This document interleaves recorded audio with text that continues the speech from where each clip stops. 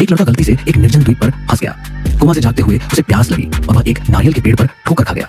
उसने ऊपर चढ़कर 2 नारियल तोड़ने की कोशिश की, लेकिन उसके पैर लड़खड़ा गए और वह तेजी से गिर पड़ा। फिर उसने कुछ पुराने नारियल उठाए और उन्हें फोड़ दिया और अंत में कुछ नीचे गिरा दिए। फिर उसने ताजे नारियलों को एक चट्टान पर पटक दिया।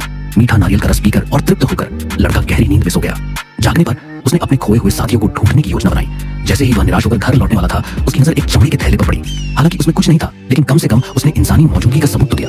फिर उसे एक गुफा मिली और वह बिना किसी हिचकिचाहट के ऊपर चढ़ गया।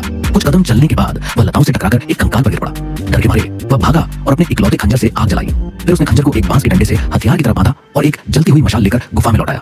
मशाल की रोशनी से रास्ता रोशन होते ही लड़के को पता चला कि गुफा में एक जाल है। वह जाल के चारों ओर से गुजरना चाहता था, लेकिन फिसलकर सीधे जाल में जा गिरा। सौभाग्य से उसकी पीठ पर लगे बांस के डंडे ने उसे पकड़ लिया, लेकिन मशाल गिर गई और नीचे रखे भूसे में आग लग गई। लड़के ने जाल में लगे नुकीले लकड़ी के कांटों को देखा और जल्दी से बेलों को पकड़कर ऊपर चढ़ गया। इस समय जाल से निकली आग ने गुफा को रोशन कर दिया। लड़के ने अंदर कुछ स्पष्ट रूप से देखा। उसने गौर से देखा और पाया कि वे कई लकड़ी के बक्से थे। वह बक्सों को एक एक करके घसीटता हुआ किनारे पर ले गया और धूल भरे बक्सों को खंजर से खोला।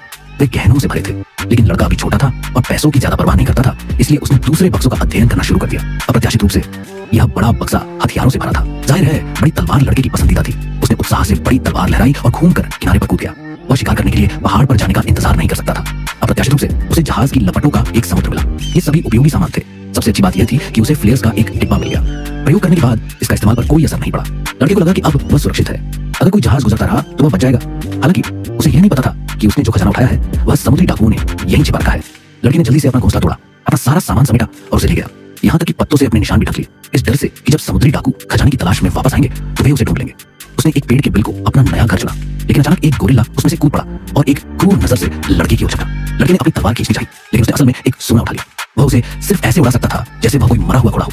गोरिल्ला एक भयानक आवाज के साथ पीछे हटा और बिना पीछे देखे भाग गया। हालांकि गोरिल्ला की उपस्थिति ने लड़के को यह भी याद दिलाया कि अगर समुद्री डाकू पहाड़ पर न भी आए तो भी यह खतरनाक होगा। इसलिए उसने जाल बिछाना शुरू कर दिया। सौभाग्य से उसने बहुत सारी आपूर्ति एकत्र की और उसने लगभग हर उस चीज का उपयोग किया जो वह सोच सकता था कि सभी पहलुओं में अपनी सुरक्षा सुनिश्चित करने के लिए। जाल की शक्ति भी बहुत वस्तुनिष्ठ थी। लड़का संतोष से मुस्कुराया। इस समय गोरिल्ला पीछे हट गया और जब लड़का ध्यान नहीं दे रहा था तब उस पर हमला करना चाहता था और यहाँ तक कि सीधे ट्रैम्पोलिन जाल में कूद गया और मौके पर ही मारा गया। 8 मीटर दूर उड़ने के बाद लड़का बहुत ही निर्दयी तरीके से जोर से हंसा। गोरिल्ला को लोगों का सामना करने में शर्म महसूस हुई और वह फिर से निराश होकर चला गया। एक दिन लड़के ने अपने परिवार और दोस्तों के बारे में सपना देखा और रोते हुए उठा। नतीजतन जब उसने मुड़कर देखा तो उसने गोरिल्ला को दूर नहीं देखा, लेकिन उसने अपनी मुस्कान को दबाया नहीं। इसके बजाय जब उसने लड़के को रोते देखा तो वह व्यथित महसूस किया। उसने बहुत ही मानवीय तरीके से अपने लोहे के गेट को बढ़ाया और लड़के के पतले कंधों को थपथपाया।